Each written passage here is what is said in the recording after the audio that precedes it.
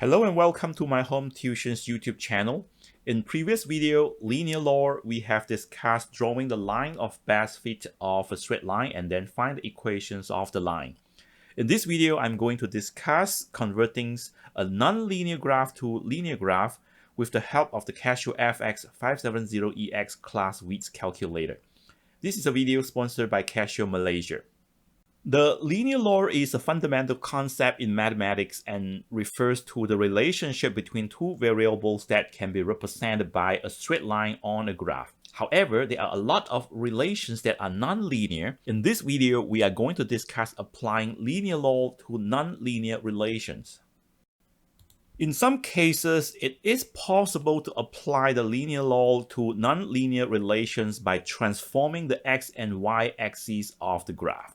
Linearizations involves transforming the non-linear equation into a linear equation by using a transformations that converts the curve relation into straight line. For example, let's say we have a non-linear relationship between two variables x and y that can be described by the equation y equals to 5x squared. If we plot this graph, this is what it's going to look like. Obviously, this is a non-linear graph. However, if we transform the x-axis to x squared and plot the graph, it becomes a straight line.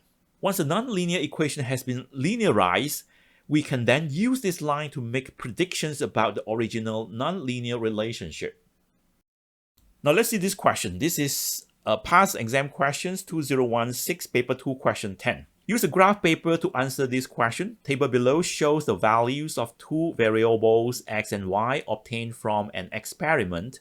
Variables x and y are related by the equation y equal to 2px plus q over 5x, where p and q are constants. Based on table 10, construct a table for the values of x squared and xy. Now this functions y equal to 2px plus q over 5x is a non-linear relations. To convert this to linear relations, we transform the x-axis and y-axis to x squared and xy.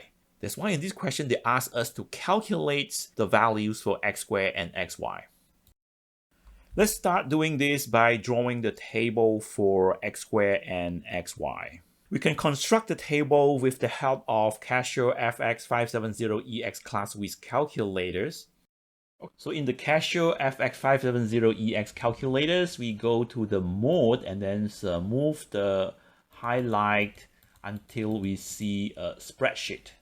Okay, so inside this spreadsheet, we have a table and we can key in the values of our x and y into the table. Let's take the first column for x and the second column for b.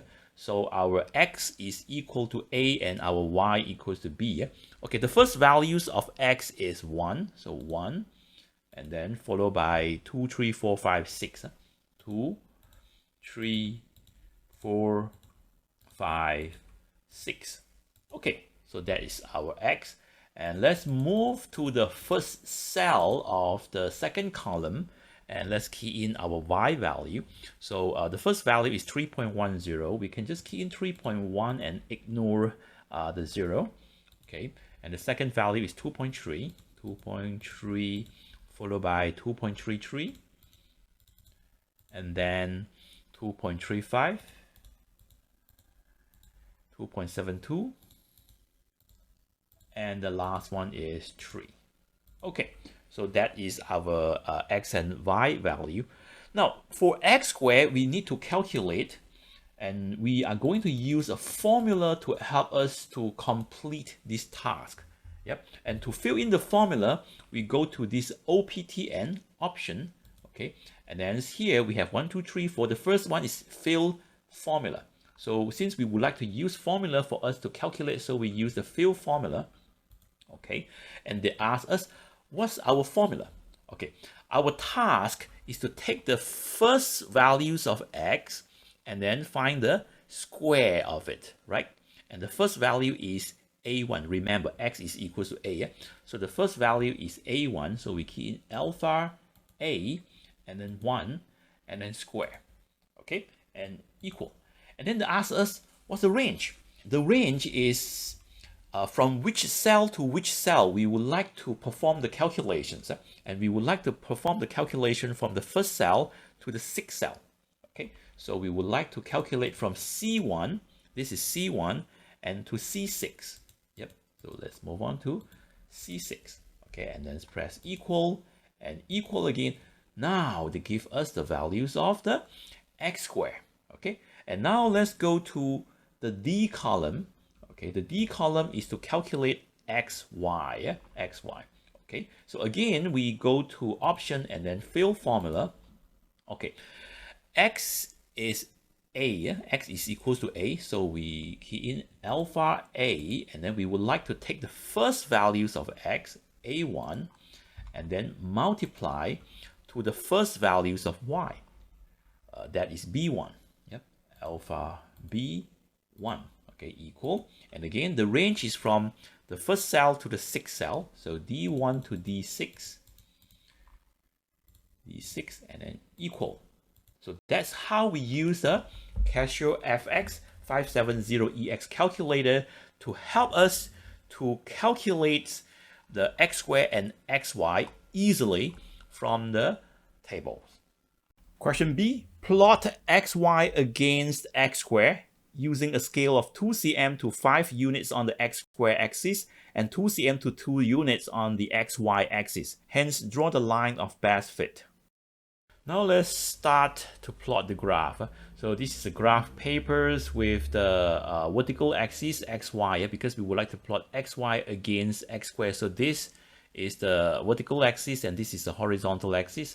So the vertical axis is xy and the horizontal axis is x square. And then they tell us that for the horizontal axis, okay, 2 cm to 5 units. Okay, so every 2 cm 5 units, and then for the vertical axis is 2 cm to 2 units. So 2 cm to 2 units. Okay, so let's plot the first point out. Okay, when x squared equals to 1, then so xy equal to 3.1. Okay, 1 is here. 3.1 I think is here. Okay, so this is my first point. And then 4.6. 4 is 4.6 is roughly here. Okay, 4.6. 9, 7.0. 9, 7.0 I think is here. Okay, 9, 7.0, and then 16, 9.4. 16, 9.4. Yes. And 25, 13.6. 25, 13.6 here. And the last one, 36. This one's supposed to be 36, not 26. Let's correct it. This is 36. Okay. So 36, 36, 18. 35, 36, 18. 36, 18 is here. Okay, so that's all the points, and then the next thing is to draw the lines of best fit. Okay, so the lines of best fit need to pass through as many points as possible, and then the number of points above and below the lines need to be equal. Okay, so we can see that it passed through this point, the last point and the second point, and then there are 2 points above the line and 2 points below the line. Okay, then this fulfill the requirements of the lines of best fit. Yep, so this is our graph. Now question C, we are asked to, using the graph in 10b, find the values of P and Q. We can use the gradient of the graph and the y-intercept to find these two unknowns. Let's rewrite the equations of the functions. Y equals to 2px plus q equal to 5x.